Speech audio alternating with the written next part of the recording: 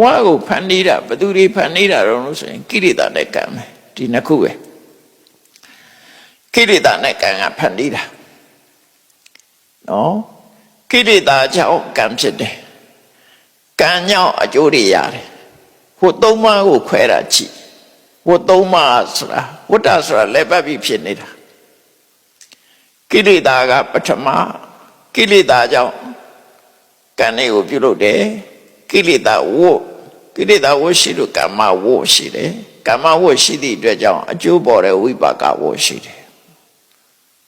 ဝိပါကဝတ်ရှိသည့်အတွက်ကြောင့်ကိလေသာကဆက်လာတယ်ကိလေသာရှိသည့်အတွက်ကြောင့်ဆိုလိုတဲ့အဓိပ္ပာယ်ရှင်းရှင်းပြောရင်လိုချင်နဲ့လှုပ်တယ်ရတယ်ရတော့လိုချင်မြန်နဲ့လှုပ်ပြန်နဲ့ရပြန်တယ်လိုချင်မြန်နဲ့လှုပ်ပြန်နဲ့ရပြန်တယ်လိုချင်တာကကိလေသာလှုပ်တာကကံရတာကအကျိုးအဲ့ဒါနဲ့ပဲတဝဲလဲလဲတန်တရားတွေကမထွက်နိုင်တာဒါကြောင့်မို့မြတ်စွာဘုရားကတန်တရားကထွက်ရှင်လိုချင်တာကိုရင်ဖြတ်လို့ပြောတာလိုချင်တာကိုရင်ဖြတ်လိုချင်တာရှိနေတယ်များလုံနေဦးမှာပဲလုံနေသေးရင်ရနေဦးမှာပဲရနေသေးရင်ရလိလို့လေဥဒစီထပ်လို့ဦးမှာပဲအဲ့ဒါကြောင့်မလို့ဝတ်လေတဲ့ဆိုတာအဲ့ဒါပြောတာဟိုကပြောတာမဟုတ်ဘူးအကြောင်းအကျိုးဆက်ပြီးတော့လက်ပတ်နေတာကိုဝတ်လေတယ်လို့ပြောတာဟိုလူတွေပြောတဲ့ဝတ်လေတာတခြားသူများကိုမျက်စိကအောင်လုပ်လို့ကိုယ်မျက်စိကတယ်ဒါပိဿရတာအဲ့ဒါဝတ်လေတာအဲ့ဒါကိုပြောနေကြတာပိဿရတာ reaction သဘောတရားရတံပြန်သက်ရောက်မှုလို့ခေါ်တယ်ဘယ်အပဲဖြစ်ဖြစ်တံပြန်သက်ရောက်မှုကနေရာတိုင်းမှာရှိတယ်သက်ရှိမှလည်းရှိတယ်သက်မဲ့မှလည်းရှိတယ်ဝန်လျှော့မဲ့အစားကြည့်ပါလားဝန်လျှော့တာဒါသက်ရောက်မှုပဲသူ့ရဲ့တံပြန်သက်ရောက်မှုပဲ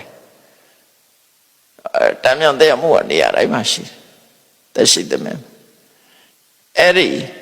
ဒီနေရာမှာဝတ်လေတယ်လို့ပြောတာပါတော့ဆို